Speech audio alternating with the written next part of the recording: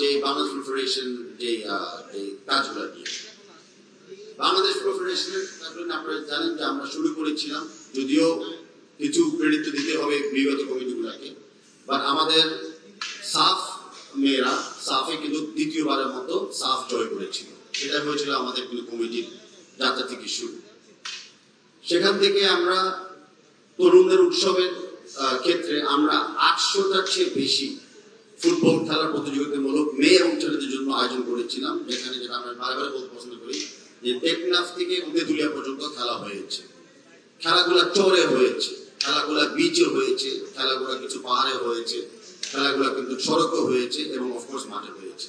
তো ফুটবলটাকে আমরা কিন্তু প্রত্যেকটি বাংলাদেশের অঞ্চলে কিন্তু ছড়িয়ে দিয়ে শুরু করেছিলাম জানুয়ারি মাস থেকে।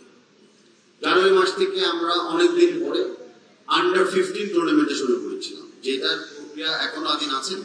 আমরা জোন ওয়াইজ খেলতেছি, জোনের থেকে যে চ্যাম্পিয়ন যারা হবেন তারা কিন্তু আবার একটা ফাইনাল চ্যাম্পিয়নশিপের জন্য ওনারা খেলবেন। আমরা বিশ্বাস করি সেই চ্যাম্পিয়নশিপটা জুলাই মাসে শেষ হবে। তবে লক্ষ্য থাকতে হবে যে প্রতি জানুয়ারিতে আমরা টুর্নামেন্টটা শুরু করবো, প্রতি বছরের যেন আমরা কনসিস্টেন্টলি আন্ডার 15 টুর্নামেন্টটা আমরা কন্টিনিউ করতে পারি। আমরা ইউথ ডেভেলপমেন্টে অনেক বেশি জোর দিয়েছি। ইউথ ডেভেলপমেন্টে জোর দেওয়াতে আমাদের আন্ডার 19 টিমটা ছিল আমাদের প্রথম একটা লিটমাস টেস্ট। সেখানে সেটাও সাফ টুর্নামেন্টে যায় ওনারা ফাইনালসে পেনাল্টির মাধ্যমে ওনারা ওদের চ্যাম্পিয়ন হতে পারলো না, কিন্তু রানার্স আপ হয়েছে, অত্যন্ত ওনারা ভালো খেলেছেন। তো সেই জায়গাতেও আমরা আপনাদেরকে লক্ষ্য করতে চাচ্ছি যে আমাদের ইউথের উপরে ডেভেলপমেন্টটা কিন্তু অনেক ইয়েভাবে আমরা অ্যাটেনশন দিয়ে কাজ করতেছি। আমাদের নারী ফুটবল দল অনেকদিন পরে অনেক উচ্চ মানের টিমের সাথে খেলতেছে এবং লড়াই করছে। আমরা শুরু করেছিলাম ইউএর সাথে একটা ফ্রেন্ডলি ম্যাচ, দুটা ফ্রেন্ডলি ম্যাচ, ওখানে আমরা আওয়ে ম্যাচও কিন্তু গোল করতে সক্ষম হয়েছিলাম। আমরা রিসেন্টলি ট্রাই নেশন কাপ খেলেছিলাম জর্ডানে, যেখানে ইন্দোনেশিয়ার সাথে জর্ডানের সাথে যারা আমাদের চেয়ে হাই র্যাঙ্কিং টিম তাদের সাথে আমরা ড্র করেছিলাম। বাট বিশেষ করে আমরা জর্ডানের সাথে কিন্তু পিছিয়ে থাকা অবস্থাও আমরা কিন্তু ড্র করতে সম্ভব হয়েছিল। এই যে আন্ডার 19 পিছিয়ে থাকতে কেউ গোল দিচ্ছে, নারীরাও পিছিয়ে থাকার পরেও গোল দিচ্ছে, আমাদের ন্যাশনাল টিমও পিছিয়ে থাকার পরে গোল দিচ্ছে, সেটা কিন্তু একটু মানে অবলোকন করতে যাচ্ছি যে আমাদের টিমের মেন্টাল স্ট্রেংথটা কিন্তু অনেক বেড়ে যাচ্ছে। এই মেন্টাল স্ট্রেংথের উপরে কিন্তু আমাদের একটা জোর ছিল এবার, যে আমরা শেষ মুহূর্ত পর্যন্ত হার মানবো না। আমাদের দল শেষ মুহূর্ত পর্যন্ত প্রত্যেকটি দল ফিটনেস বজায় রাখবে এবং শেষ চেষ্টাটা বাংলাদেশই করবে যেন গোল আমরা দিতে পারি, খেলাটা যেভাবে আমরা জয়লাভ করতে পারি। তো ইউথ ডেভেলপমেন্ট, মেন্টাল স্ট্রেংথেনিং, এই দুটা কিন্তু ছিল আমাদের শুরু থেকে একটা সেক্টর যেখানে আমরা চেষ্টা করেছিলাম কাজ করার জন্য। আমি আশা করি আগামী 3.5 বছর যেটা আমাদের কমিটি আন্ডার রয়েছে আমরা আরো ভালো ভালো কিছু প্রগ্রেস এই জায়গায় দেখতে পাবো। আমরা চেষ্টা করেছিলাম গণমাধ্যমকে আরেকটু ওনার সাথে আরেকটু ক্লোজলি কাজ করার জন্য। এখনো আমরা যারা জানেন যে আমরা নিয়মিত প্রেস ব্রিফিং করছি, আমরা নিয়মিত আমাদের ফেসবুক এবং অনলাইন মাধ্যমে আমরা আপডেটস দিচ্ছি। যারা যারা চেষ্টা করছে আমাদের সাথে যোগাযোগ করার জন্য যে কোনো কমিটি বা ব্যক্তির মাধ্যমে আমরা তাৎক্ষণিক চেষ্টা করতেছি সঠিক তথ্যটা আপনাদের সাথে শেয়ার করার জন্য।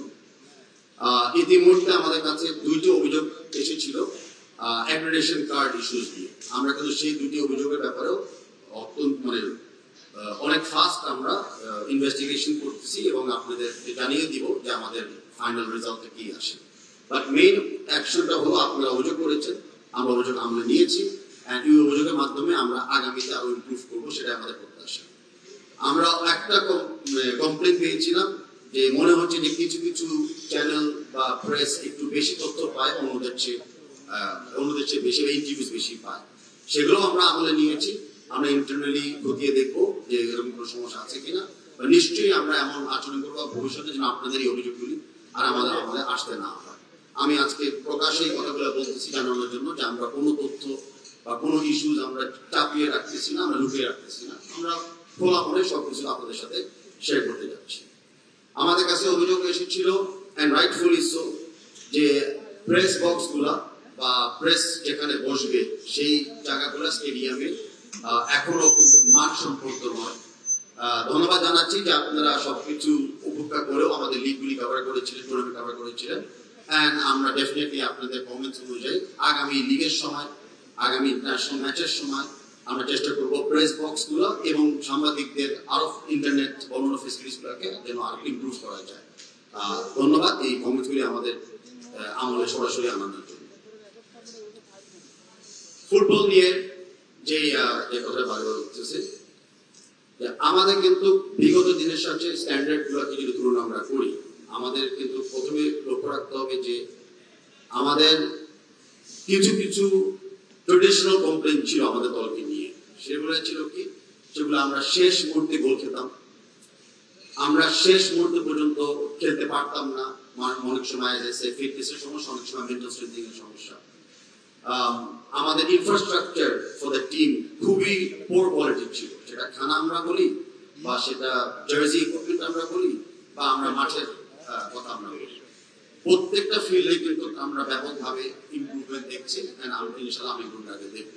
বিশেষ করে আমি বললাম টেকনিক্যাল সাইড অফ দ্য গেমে আমরা কিন্তু অল 90 বা 90 মিনিটসে বেশি আমরা খেলছি। সব টিমের কথা আমি বলতেছি, ইউথ, নারী এবং পুরুষ। আমরা শেষ মুহূর্ত পর্যন্ত ফ্যানদেরকে হোপ দিচ্ছি যে বাংলাদেশ টিম খেলতে পারে, কারণ উদ্দেশ্যটা হলো বাংলাদেশ যখন মাঠে নামবে বাংলাদেশের টিম যেন একটা কনসিস্টেন্ট মেথডোলজি এবং কনসিস্টেন্ট কোয়ালিটি বজায় ধরে রাখতে পারে। এই মুহূর্তে আমরা সেই জায়গায় চলে এসেছি। এন্ড আমি বিশ্বাস করি যে আগামীতে এই কনসেপ্টে আমাদেরকে আরো বেটার ফলাফল এবং রেজাল্টস আমাদেরকে দিবে। আমাদের কোন জায়গায় আমরা এখনো শুরু করতে পারিনি আমাদের যাত্রা, সেই জায়গাতে আমার কলিগরা আপনার সাথে শেয়ার করবে। বাট ডেফিনেটলি আমরা এখনো ডিস্ট্রিক্ট ফুটবলে আমরা বলটাকে গড়াতে এখনো পারি নাই। সেটা এমন না যে আমরা ইগনোর করে দিয়েছি, আমরা চেষ্টা করেছিলাম ডিস্ট্রিক্ট লেভেলে আগে ইউথটা দিয়ে শুরু করি। তাই তরুণ উৎসবে আমরা ফুটবল খেলেছিলাম, আন্ডার 15 টুর্নামেন্টে খেলেছিলাম, আগামীতে আন্ডার 17 হবে, এন্ড দেন আমরা হয়তো ডিস্ট্রিক্ট লেভেলে লিগ বা ইন্টার ডিস্ট্রিক্ট আমরা চলে যাব। সেই ব্যাপারে আমার কলিগ আর বিস্তারিত আপনাদেরকে বলবে। আমরা আরেকটা কোন জায়গায় স্ট্রেংথেনিং করতে চাই, সেটা হলো ফ্রেন্ডলি ম্যাচেস। এখনো যে ফ্রেন্ডলি ম্যাচগুলি আমরা খেলছি সেগুলা ভালো টিম নিশ্চয়, কিন্তু আমরা আরেকটু উচ্চ পর্যায়ের টিমের এগেইনস্ট ফ্রেন্ডলি আমরা খেলতে চাই। আমরা বিশেষ করি যত কোয়ালিটি ফিল অপোনেন্ট আমাদের থাকবে ততই আমাদের কোয়ালিটি ইমপ্রুভ হবে গোয়িং ফরওয়ার্ড।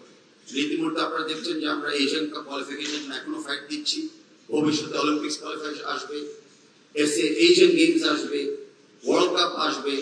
তো এই প্রস্তুত হওয়ার জন্য ওই লেভেলের টিমের সাথে আমাদের কিন্তু প্রতিযোগিতামূলকভাবে খেলতে হবে, আদারওয়াইজ গ্যাপটা অনেক বেশি বেড়ে যাচ্ছে, সেটা করা যাবে না। লাস্ট বাট নট লিস্ট, আমরা এখনো আমাদের গ্রাউন্ডস গুলাকে আমরা মনে করি আমাদের কোয়ালিটি অনুযায়ী ইমপ্রুভ করতে পারি নাই। ন্যাশনাল স্টেডিয়াম আমরা এখন ফেরত পেয়েছি, সেখানে এখনো মাঠের অনেক কাজ বাকি আছে। আমাদের যে স্টেডিয়ামগুলি আমরা বরাদ্দ পেয়েছি লিগ চালানোর জন্য, ট্রেনিং করার জন্য, সেগুলোর ব্যাপারেও আমাদের ইমপ্রুভমেন্ট আছে, আমরা স্বীকার করি, আমরা মানি। এন্ড আমরা আগামী 6 মাস পরে আমি আশাবাদী যে আপনাদের একটা পজিটিভ নিউজ আমি দিতে পারবো। এই মুহূর্তে আমাদের দুটো অ্যাস্ট্রোটার্ফ ইন কনস্ট্রাকশন প্রসেস আছে, বিকজ কমপ্লিট এখনো হয় না আজকের আগে, আমি সেটাও আমাদের উইকনেস হিসাবে স্বীকার করি।